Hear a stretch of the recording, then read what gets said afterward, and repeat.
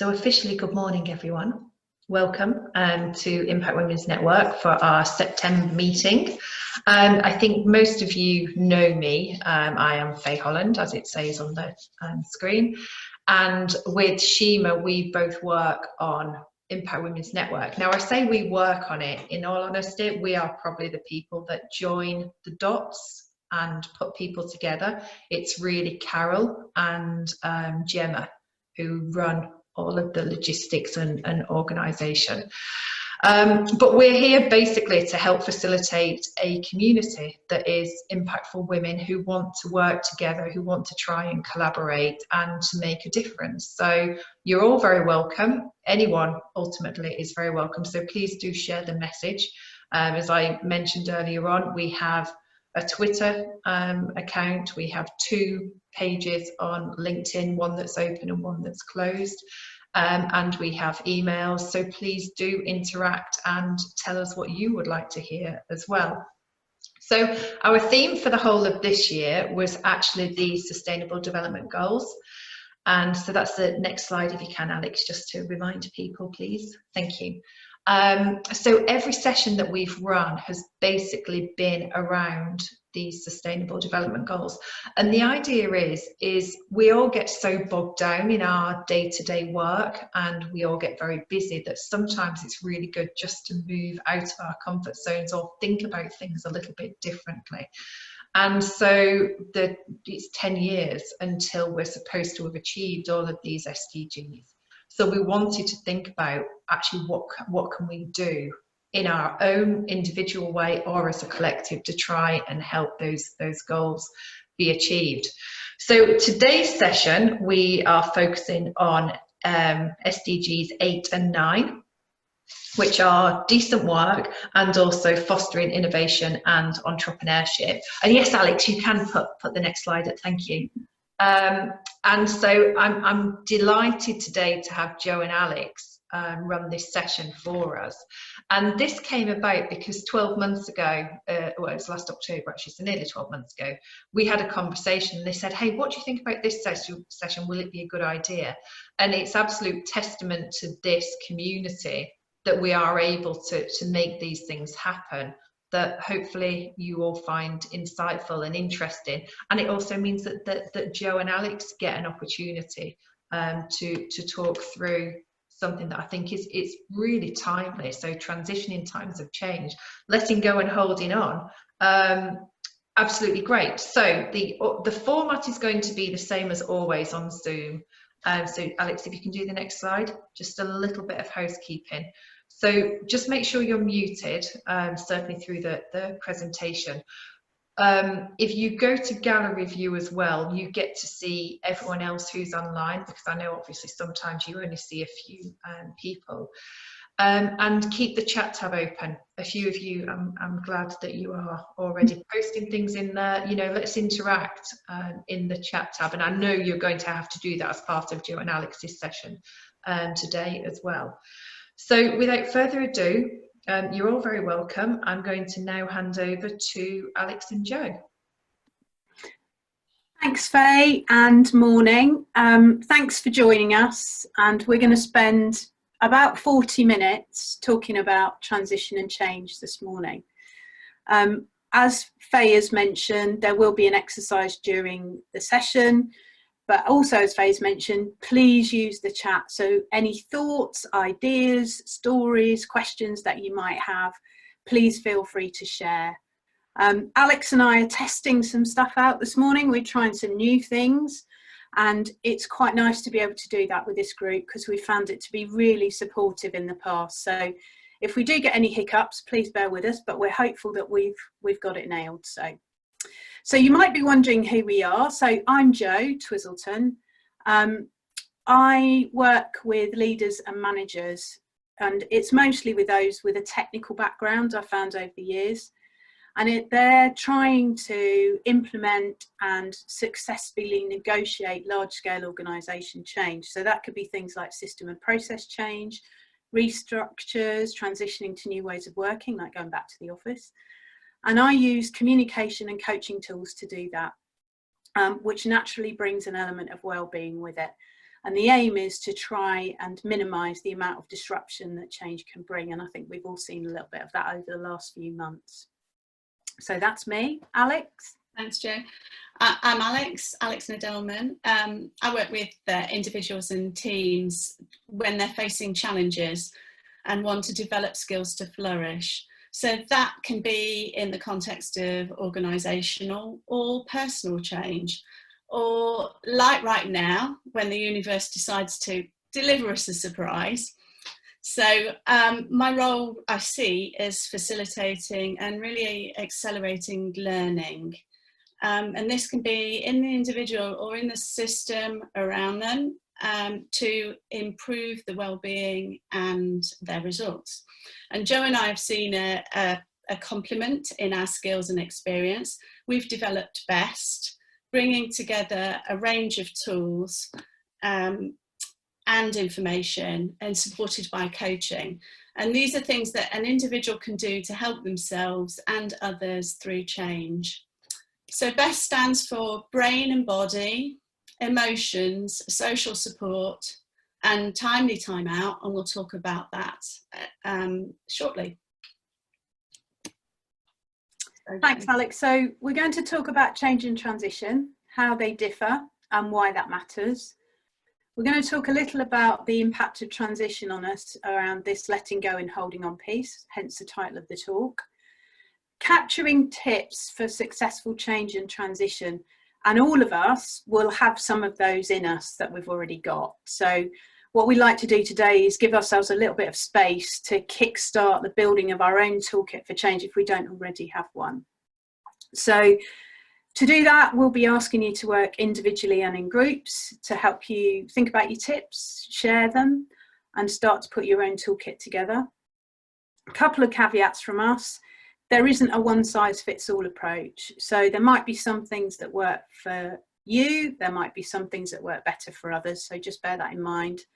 And there's a piece about not giving ourselves too much to do and being realistic about what we can achieve in what's a relatively short session this morning. So we would encourage you to carry on the conversation, work together, buddy up, and we'll talk about that throughout the session to keep it going.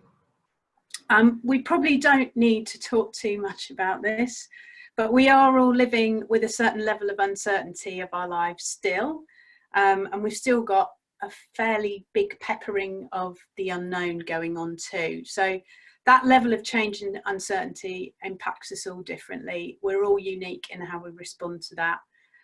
It means we have shifting priorities, and it makes it quite tricky to transition to get to something new and stay there. So to try to explain the difference between change and transition, Alex and I use a model called the transition model from a chap called William Bridges from his book called Managing Transitions, and that's where this graphic that you can see on the screen comes from. It looks very simple. So in Bridges' theory, change is something that happens to individuals. It can lead to people being resistant to change because they can feel it's being done to them. And I see a lot of that in organisation change. On the other hand, transition is a personal process we go through as we experience change. So as we go through it, it's what we experience.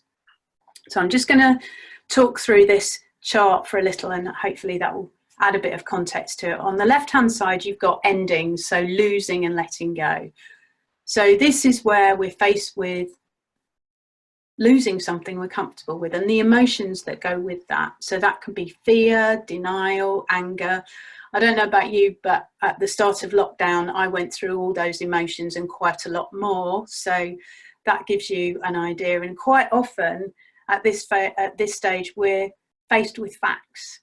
And we go with those facts as well as experiencing those emotions. So quite a lot to deal with. To move forward with the change, we have to accept that something old is ending. And that takes us into the neutral zone. So this is the bridge between the old and the new. And this stage can be filled with confusion, uncertainty. You see low motivation and morale, sometimes anxiety or resistance. There's a whole host of things that we can list here. Personally, for me, I tend to use the word, I get a bit rudderless at this point. I'm not quite sure where I'm heading, but it's recognising that too. And then we move to the right-hand side, which is new beginnings. And this is where we see acceptance, new energy. People start to adopt the change. They get more motivated. They get more open to new ideas. So to move and take on the new, people have to have the time and space to let go of the past. That can be disrupting, it can be quite disconcerting too, and disorientating, lots of dis words. You can't move from endings to new beginnings at the same time. So my move from endings to new beginnings won't be the same as Alex's. It's all quite personal and we're all different. And that's the thing I've learned most from Bridget's work, to be honest. It's not linear, we go backwards and forwards through this, and Alex will talk about that shortly. So when we've been talking about this session today, Alex and I have been chatting about how we feel that people are trying to transition back to what we know. At the same time, we're trying to expand what we know today. We've got kids going back to school, albeit in a different way. We're keeping our businesses going in a very different environment. We're juggling home life and work life even more than we were before. And at the same time, we've got a host of future unknowns kind of on the horizon. So we're sort of in an ongoing neutral zone, which can be a little bit exhausting. Well, it is exhausting. It is, isn't it?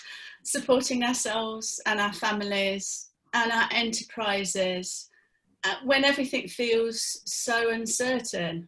And as Jo said, the neutral transition zone is full of uncertainties.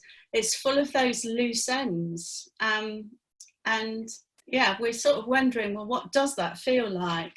A lack of clarity about the future, but also about things to do with the day-to-day. So even little things like walking down the road, is the road too busy? Should I be putting a mask on? When do I do that? But it can be much bigger things. Is this a threat? You know, are we going to have another spike? Could it be a threat to my life or the life or health of other ones that I love? So it's a combination of dealing with some of these big things and many, many little things in our daily life that leave us feeling uncertain with a range of emotions. The pandemic has presented us with a real and felt challenges to our safety, our security, and our social interaction. And these three areas are the first three levels of Maslow's motivators, which I think many people will know Maslow's motivators. The upper two are around esteem and confidence and self-actualization, or the creativity we have. So our foundation motivators have been affected, and it's no wonder that might have impacted our motivation, our confidence, and our creativity during this time. So when our safety and security are impacted, our protective instincts kick in and our bodies go into high alert. We might feel like we're on a roller coaster, veering between feeling okay and then feeling scared or uncertain, maybe threatened or overwhelmed. And that's because we're shifting in and out of this neutral zone. These are big things. It's all too easy to feel like we're not being resilient. Our suggestion is, though, it's not about personal resilience. What will help us through this stage, be it sort of short-term or long-term, is a set of helpful strategies, skills in well-being, boundary setting, focusing on the resilience of the systems around us that help us. And let's be honest, we'll all be having roller coaster dip days. We won't be on top of it all the time. So just for a personal story, I've had quite a feeling of liberty being at home because initially in lockdown predominantly, safety, staying safe was a priority for me. So I veered between endings and new beginning phases of my own transition, sometimes on an hourly basis, never mind a daily basis. That's meant, as I said before, we're all quite unique in our responses to change and transition. So that's led me to have some really honest conversations with others who are not necessarily in the same place as me. They're on their own transition journey. What I've tried to do is to stay open to possibilities, and I've tried really hard not to judge others or judge myself, but that's been really tricky and quite challenging at times. It's a work in progress, I think, but this and talking with others has been really helpful for me to understand what's going on and accept it, and it's given me a way of dealing with it in the short term, so that's my toolkit. But I know that quite a lot of this has been driven by fear, and it's back to that safety and security piece that Alex mentioned previously.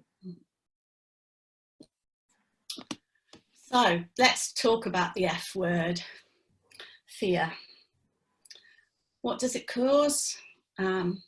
Feelings all over the place, maybe.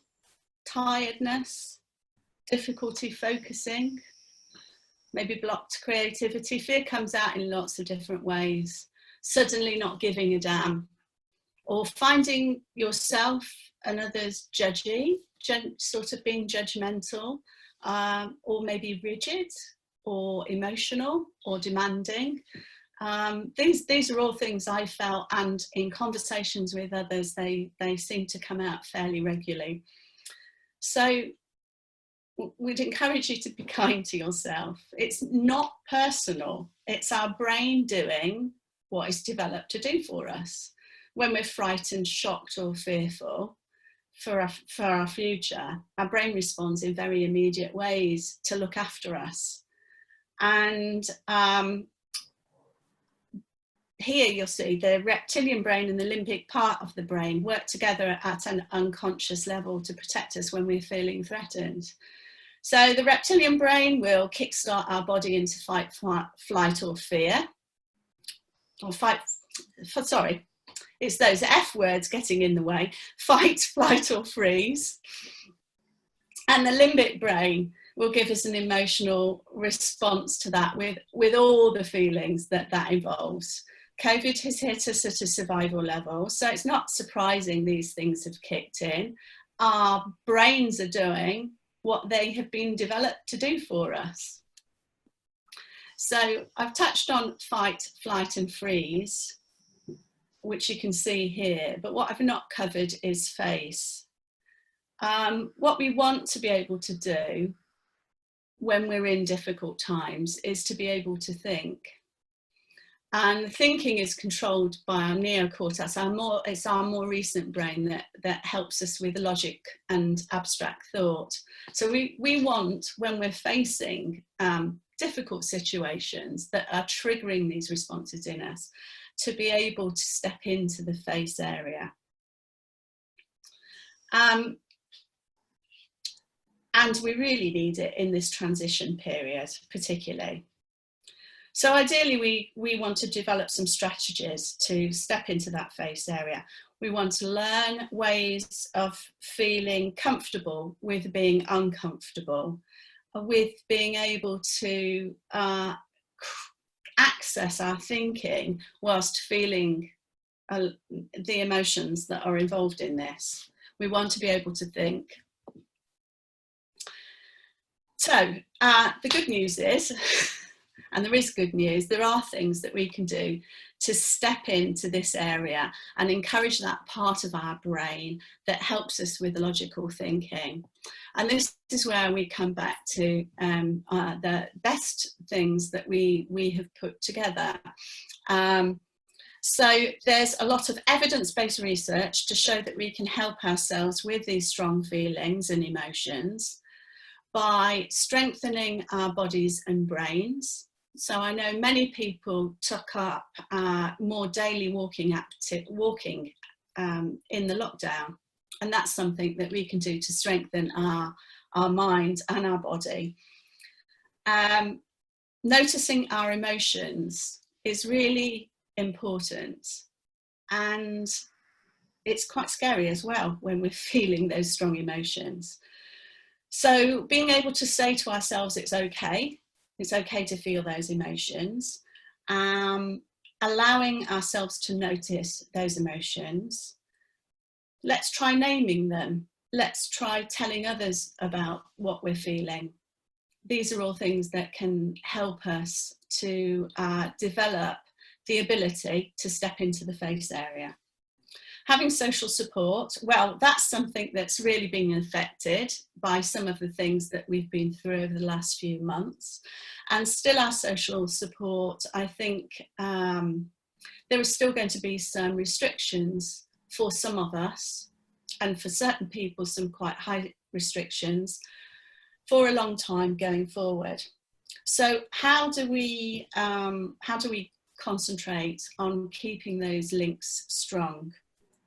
We really have to think of some ways that we can do some of this differently. And then finally, making time out. So a lot of people really have had to struggle with many different demands on them. The things that they've been juggling, I think, have increased.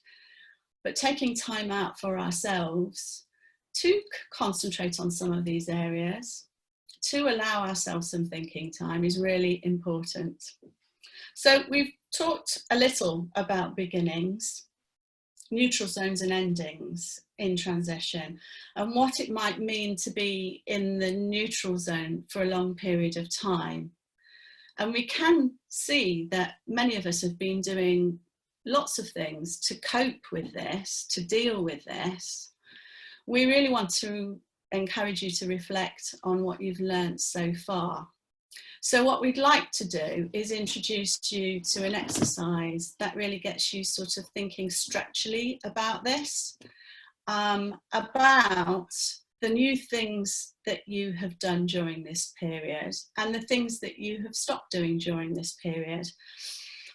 And you'll see very quickly, obviously, this relates to the chart that Joe showed you earlier about letting go of things and about beginning new things.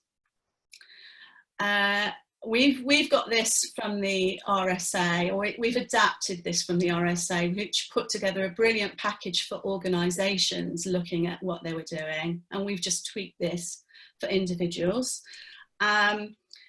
You'll see that you've actually been making many decisions.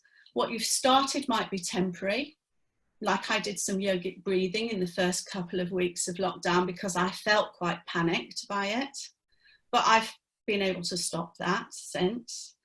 Or there might be something that you've started and you want to integrate as a way forward. So I did start dabbling a lot more with gardening and found it was such a joy that I've got to make time for it now somehow.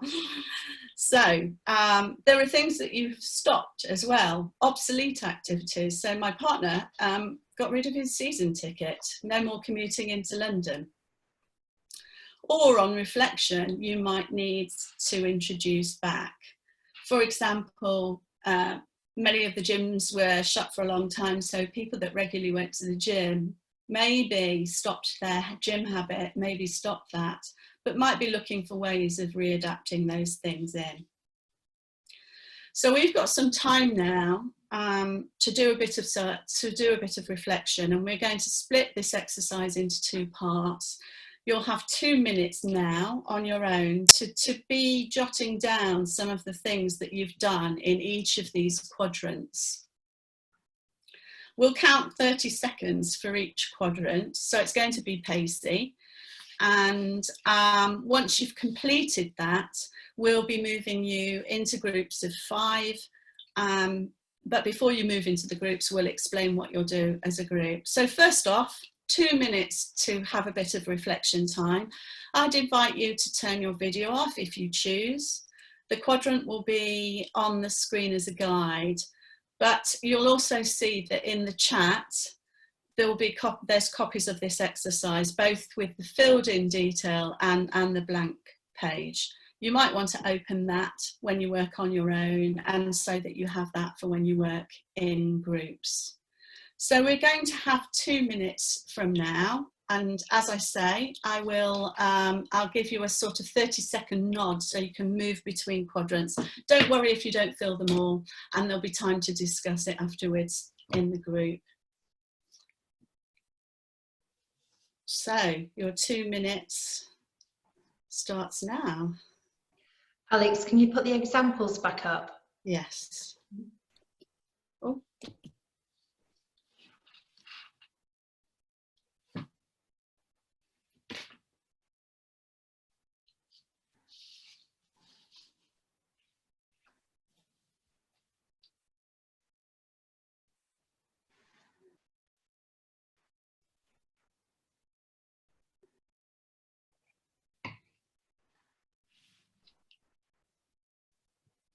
So that's 30 seconds.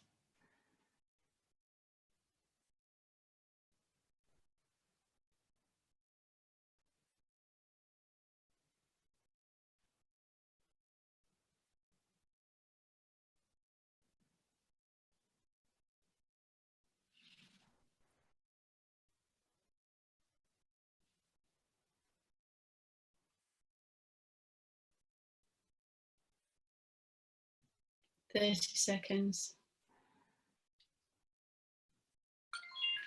Ooh. Oh.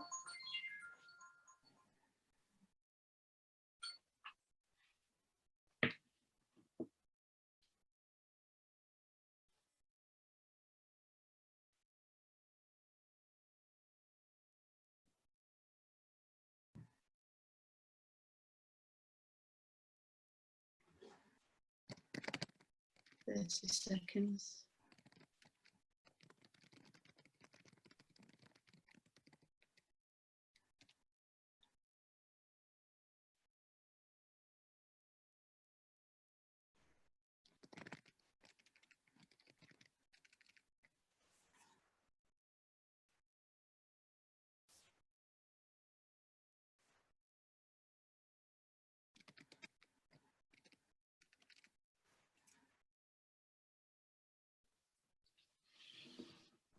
Okay, those 2 minutes went very fast.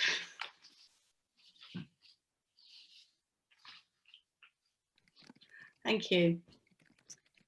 So, just going to have a quick check that we've got people back. Great.